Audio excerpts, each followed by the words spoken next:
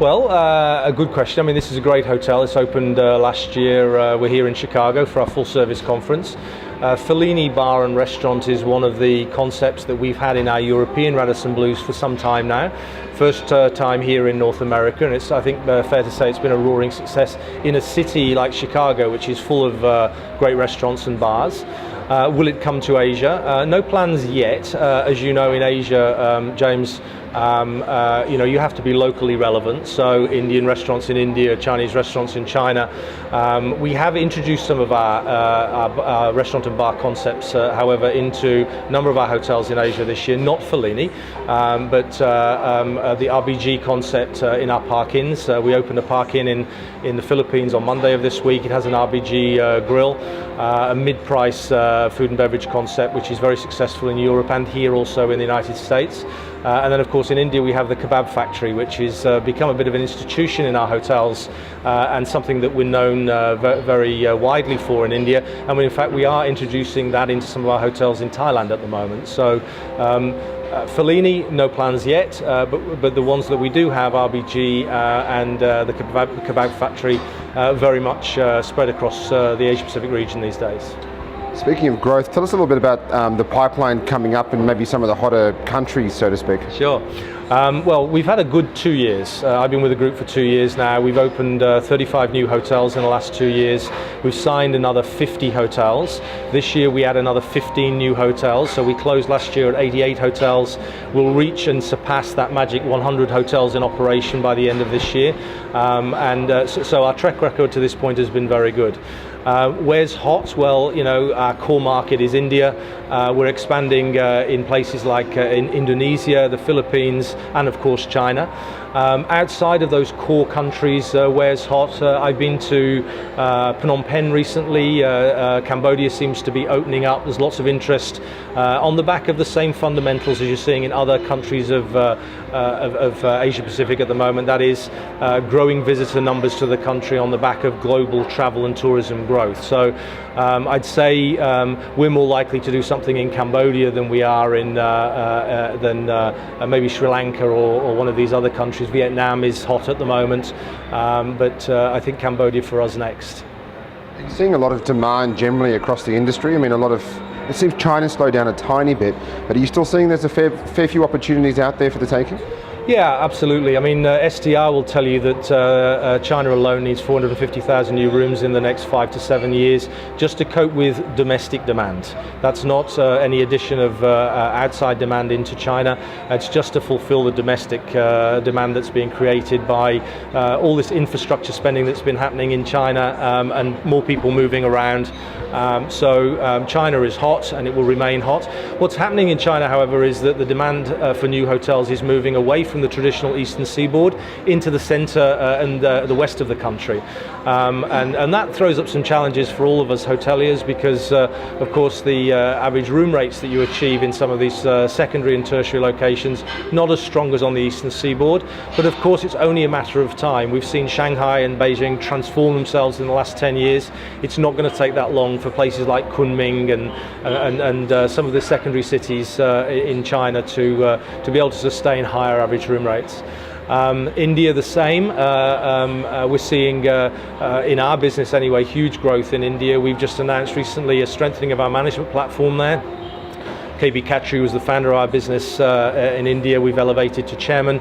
We've introduced somebody from here in the United States, an Indian national with a US passport, Raj Rana, as our new chief executive in India. And that's designed very much to bolster our management capability to reach 100 hotels in India in the next 3 years. And we're very much on track to do that today. Obviously with some issues in the past as far as development goes, not for Carlson but just generally speaking, in India with expectations of rate obviously affecting loans and borrowing. Yes. Do you think, is everything settled down now in India and are expectations a bit back to normal now, so to speak?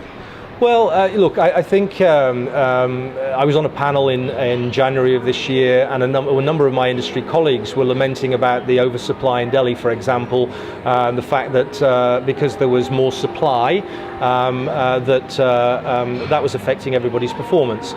I didn't buy that from my point of view. We got 21 hotels in Delhi.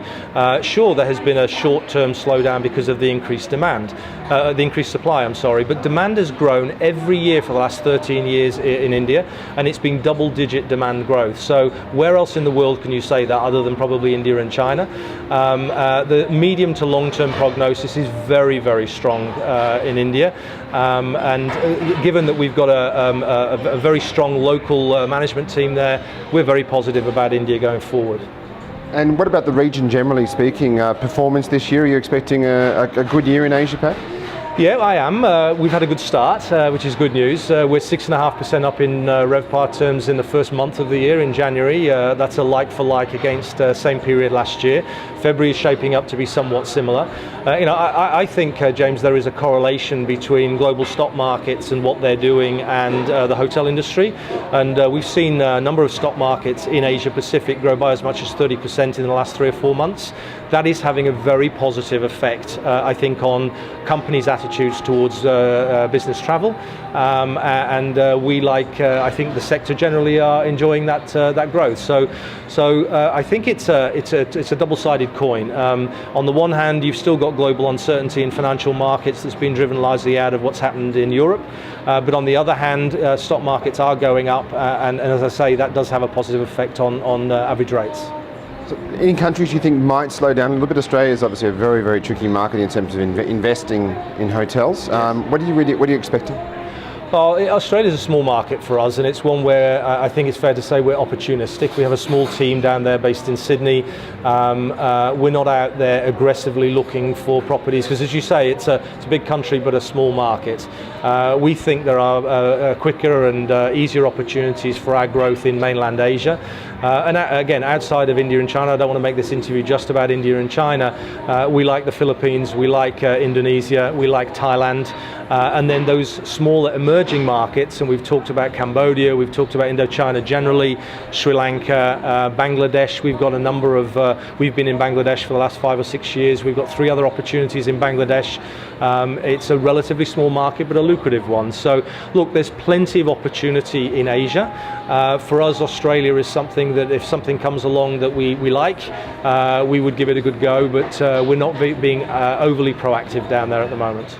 Any possibility of looking at Christchurch with that city being rebuilt and quite a few hotels coming online there in the next 5 years? No, we've no plans really for New Zealand.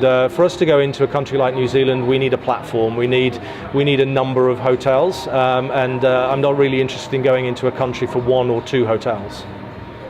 Just onto some business trends at the moment. What are some of the biggest trends you're seeing as far as Asia Pacific's concerned with business travellers? Okay, well, I'm glad you qualified that by business travellers because I think that's our business. 65-70% of our business is business travel, and I think there's some interesting trends. I've talked about global stock markets and the linkage there. I think that's one. Social media is playing an increasingly important role, I think, in business travel.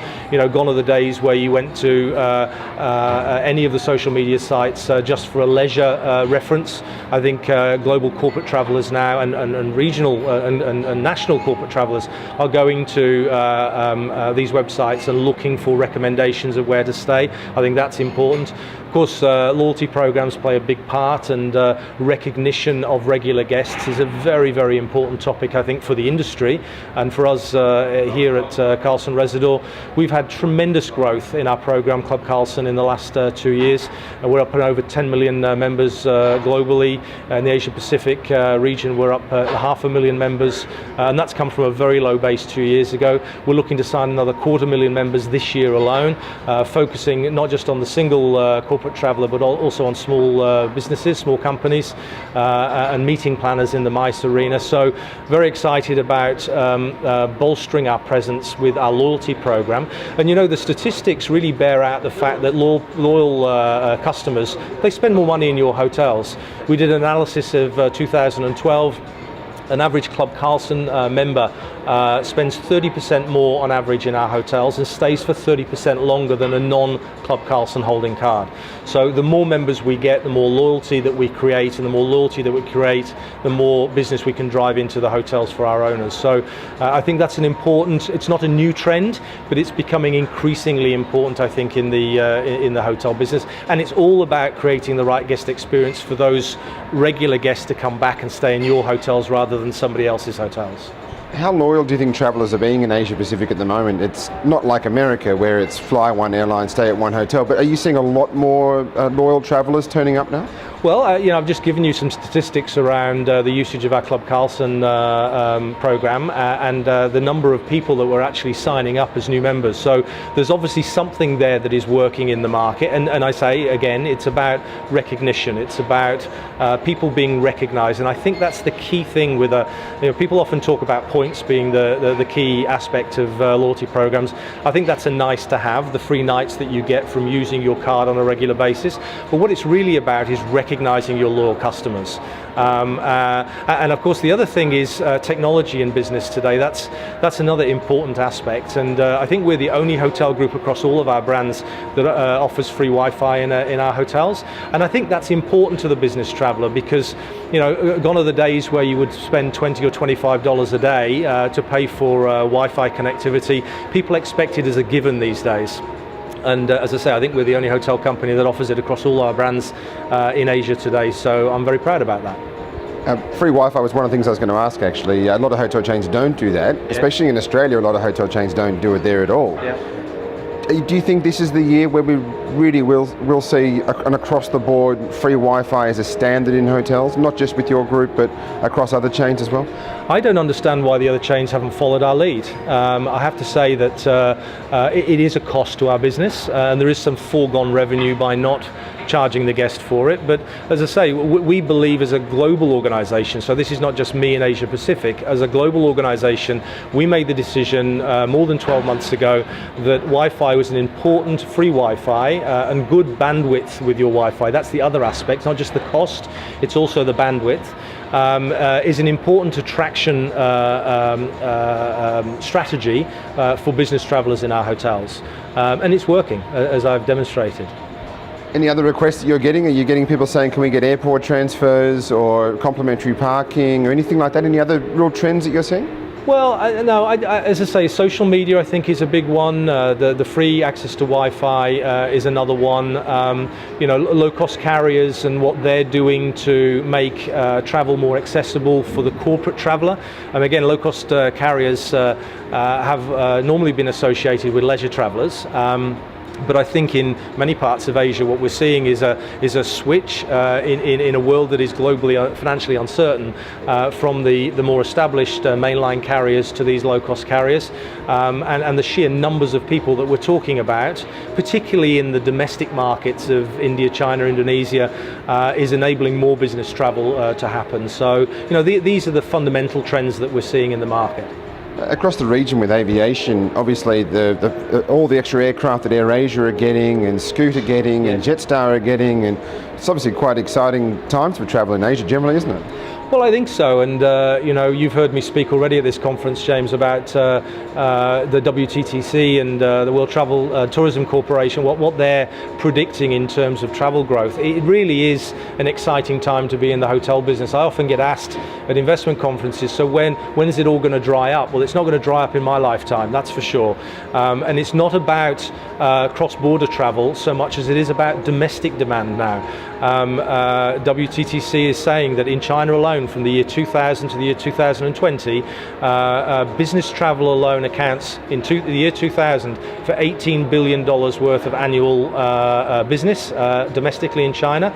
That will grow to $227 billion of business by 2020.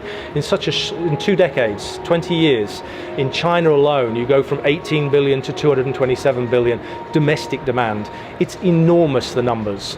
$115 billion of high-speed rail investment by the Chinese government just on the eastern seaboard of China, and what that's doing to move people people around the country to generate domestic demand for hotels is enormous. And it's not just China. It's happening in India, and it's happening Indonesia. It's happening in the Philippines, albeit at a slower rate than China. But the same fundamentals are happening. So, we're very, very keen to really carve a niche for ourselves in the mid-market, because that's where we think the domestic demand for business and leisure travel, the trending is going in the next 20 years in the Asia Pacific region. So we're setting ourselves up with our Park Inn by Radisson brand and our Radisson 4-star brand, and in select locations with our Radisson Blue 5-star brand, but mainly in the 3 and 4-star market to cater largely for this domestic demand in emerging Asian markets.